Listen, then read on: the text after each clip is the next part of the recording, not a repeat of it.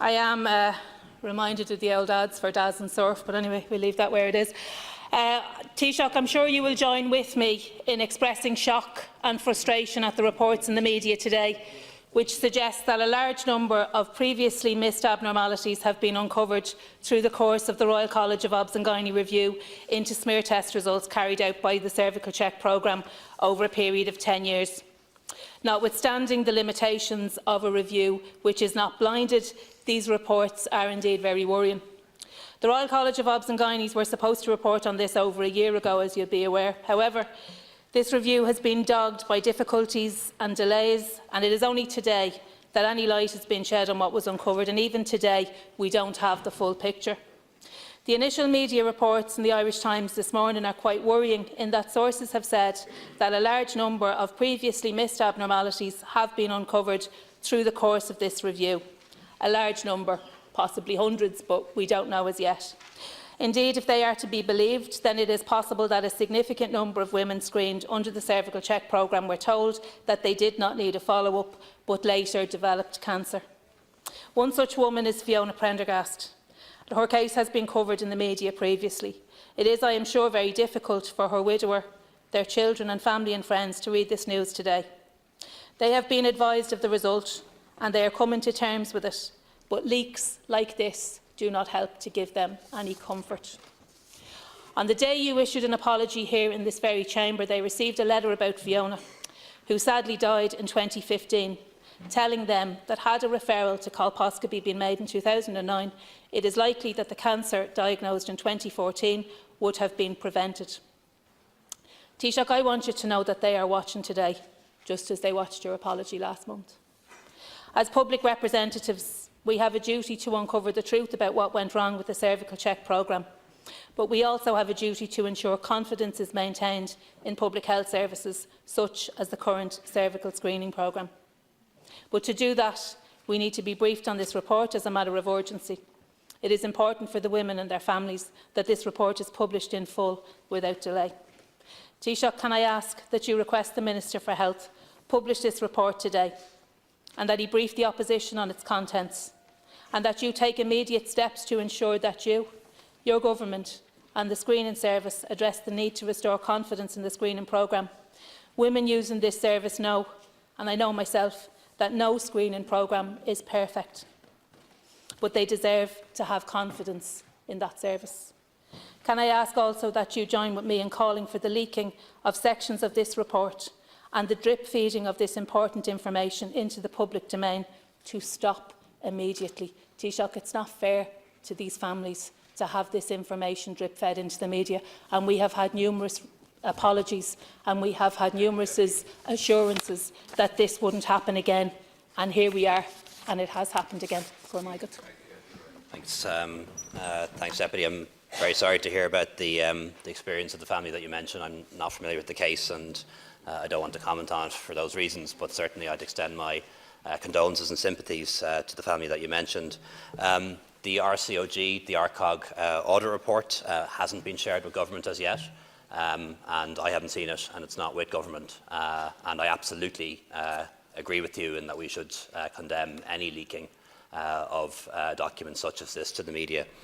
We agreed with the patient advocates, with the support group 221+, that this report will be handled differently to the cervical check audit.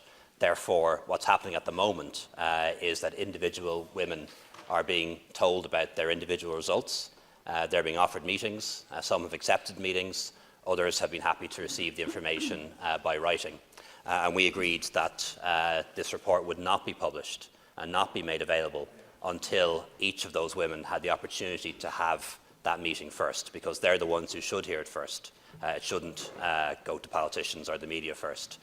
So we don't have the report, and it won't be published until every woman has had the chance to hear about her own results and to have a meeting if she wants one. Once that has been done, then it will go to the Minister for Health. Then it will be published, and at that point, obviously, and of course, a briefing will be provided for the opposition parties. I think once again it's important to point out, and this is important because this will require a lot of explanation and a lot of interpretation. I think we all have heard in this House on many occasions, and we all understand that cervical screening is not diagnostic. And we all know that, but I'm not sure we all fully appreciate what that means in practice. So what that means in practice is that if you screen 1,000 healthy women, you will pick up roughly 12 cases where there are abnormalities. In roughly 8, it'll be missed, and that's to be expected. And what happens with the 12 is they get early diagnosis and early treatment, and that's a good thing. What happens with the 8 is they don't. They get picked up on a subsequent screen or get picked up when they have symptoms. And that is how screening works. It's a lost opportunity that in those cases it wasn't picked up earlier, but it's not in itself a failing in the screening programme and not in itself negligence. And that's what I think, even 2 years later, hasn't fully come across. In any screening programme, even the best screening programme in the world, there'll be a very high number of false negatives, abnormalities missed. It doesn't mean that the screening programme is inferior to any other one in the world, or lesser, or anything like that. And I think that needs to be explained again and again and again, because I'm not sure it's always fully understood. It does not need to be explained to me, Taoiseach. In fact, it was me who explained to the then Director General of the HSE that the leaflet that they issued was somewhat misleading in that it said no screening programme is ever 100%. Now, what does that say to you? No screening programme is ever 100%. It says there may be a small occasion for error. Can I just tell you, Taoiseach, and I say this as a woman that uses the service myself, when you go to have a smear test done, you talk to your doctor, and your doctor explains it to you. So we understand that no screening test is perfect. We understand that no screening test is 100%. And we also understand that there are women who are waiting on those letters to come, and there are families who are grieving and waiting on those letters to come. And they read in the paper today that there are possibly hundreds of people affected by this. That is an insult to them. It is an insult to their grief. And with respect, Taoiseach, I fully appreciate you are a doctor and you understand this. I am someone that uses that service. I understand. And the other women who use the service, by Jesus, if they didn't understand it, they understand it now, because they have had it explained to them on many, many occasions. But I am talking about the hundreds, and it says in the paper potentially hundreds of women who are waiting on these letters. Taoiseach, can you do anything to accelerate that process? Thank you, Deputy. Can you talk directly to them? Because Rachel's widower is watching this now. Her friends and her family, Fiona's widower is watching this now.